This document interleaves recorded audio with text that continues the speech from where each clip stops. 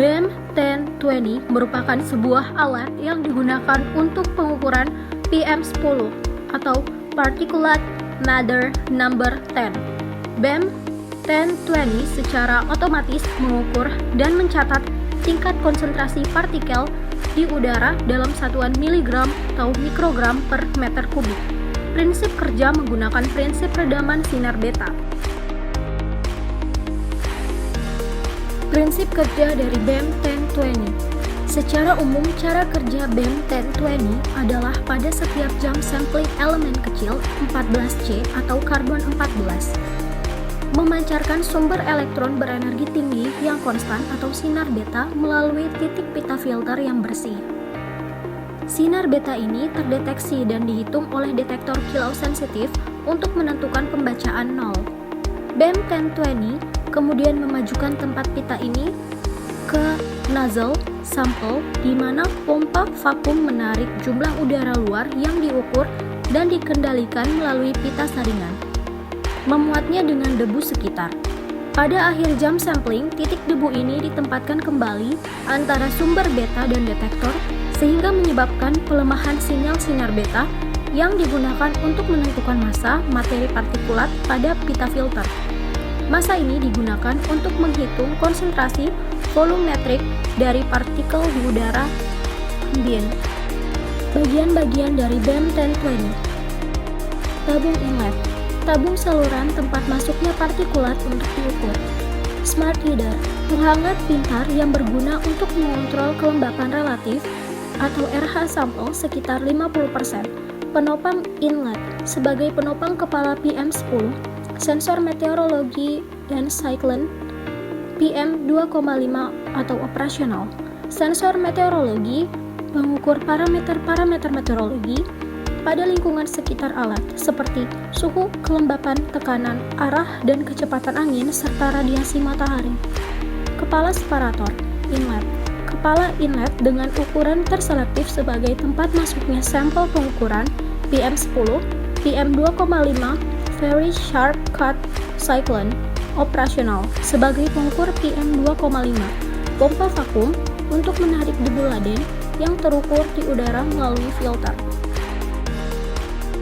Pemeliharaan dilakukan per bulan dengan membersihkan nozzle dan baling-baling, mengecek kebocoran, mengecek atau audit sistem aliran, membersihkan poros penggulung dan roller karet, membersihkan inlet pelengkapan partikel PM10 dan perangkap siklon partikel PM2,5, download dan save log data digital dan error, mencocokkan data digital BEM 1020 dengan data logger jika digunakan, cek atau atur real-time log BEM. Per 2 bulan dilakukan dengan mengganti gulungan pita penyaring dan melakukan self-test.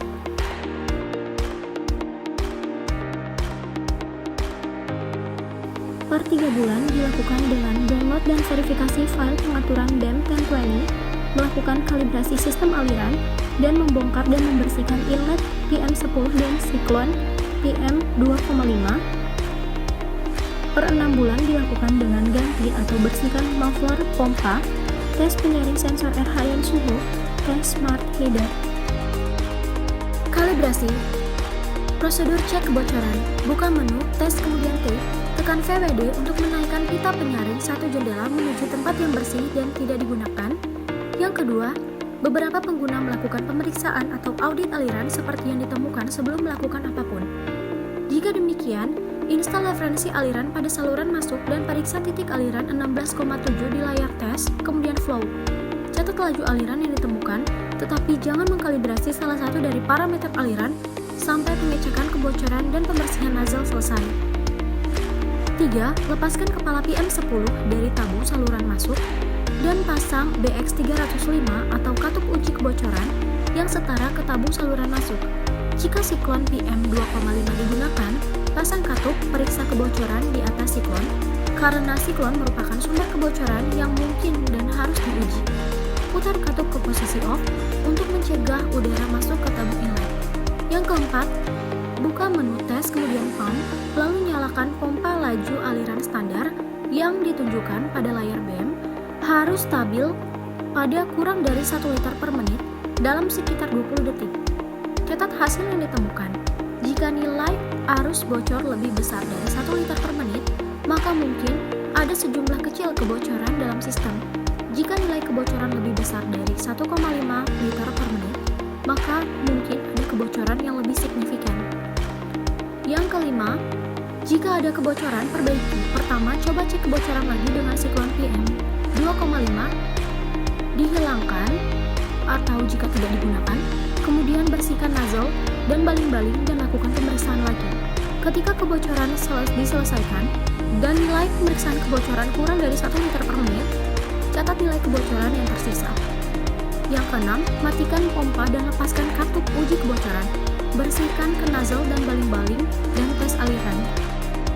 Prosedur pembersihan nozzle dan baling-baling. Yang pertama, pasang roll penjepit dan angkat nozzle di menu tes, kemudian pump. Geser pita penyaring keluar dari slot di area nozzle blok beta. Tidak perlu melepas pita filter sepenuhnya dari unit. Kedua, dengan nozzle naik, gunakan senter kecil untuk memeriksa baling-baling. Setiap puing biasanya akan terlihat.